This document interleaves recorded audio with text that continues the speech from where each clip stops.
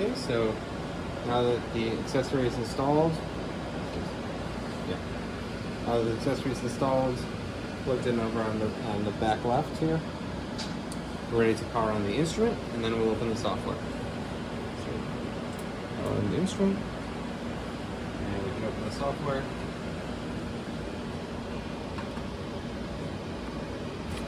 Got a mouse pad. So just like before, admin, no password, Spectrum. Oh, and just so you know, this post run is where you go after you've collected data. You can analyze and post run. And quantitation is for if you have calibration curves. I'm not sure if it's necessary for you guys' purposes, but if people are looking at different concentrations of something, quantitation would be used for that. And photometric is, instead of spectrum is looking at a whole spectrum, photometric is looking at specific wavelengths in a spectrum. So you can set, like, I want to look at 400 and 600 and 1000, and then it'll just kind of make you a table based upon those points. So in our case, we want spectrum, so we clicked spectrum and opened the spectrum module, and we're going to connect. And when we try to initialize, it's most likely going to fail because it's set to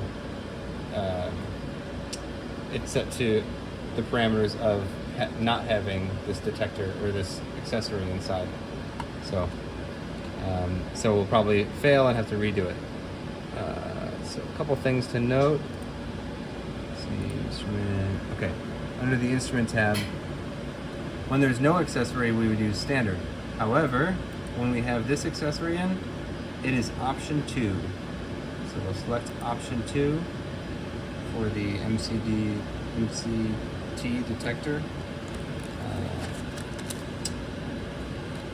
I don't think I mentioned before, this is the upward integrator.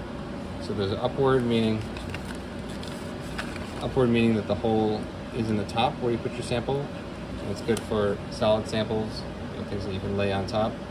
They also have a model where that hole is on the bottom. That would be for liquids or powders. So, and then this thing, we'll play with this later, but this is determines whether you're seeing the specular component of the source or not, or of the material or not. So when it's in, it's like, you think about it like the sphere. When it's in, it's part of the sphere, and when it's pulled out, it's there's no specular component, only diffuse. And so the ways you're typically going to measure is you're going to either be measuring all of the reflectance or just the diffuse reflectance.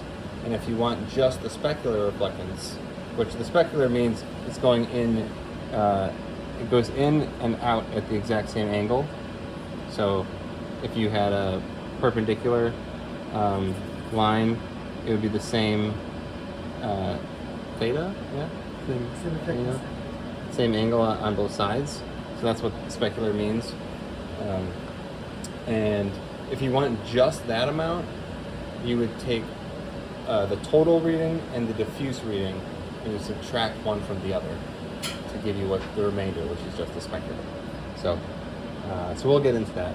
But first things first, now that we are connected, before we even initialize and try to get our parameters set up, we need to cool down the detector so it can operate optimally. So in our liquid nitrogen port, take out the cap. When it's running, you're going to want this in because it's going to be boiling off and you want to contain it. But at this point, it's empty. We're going to take it off, and we're going to use our funnel, our liquid nitrogen funnel, set it in, and we're going to be adding liquid nitrogen very slowly. Very slowly because this is relatively warm, it's room temperature, and we're adding something that's -74 Celsius.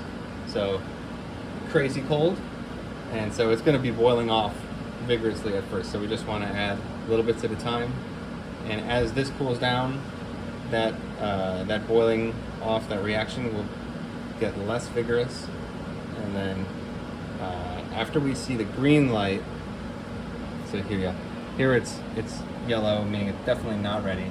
Once we see the green light, that's when we can start a timer for 10 minutes, maybe even 15 to be safe. And what that's doing is, not only is this going to be down to temperature, but it's actually going to bring the detector itself down to temperature and make sure it's stabilized at that temperature. Once it's stabilized and our 10-minute timer has gone off, then we would top this off one last time with liquid nitrogen to make sure that it can maintain for some amount of time, and then we're ready to start running. So a little bit of setup.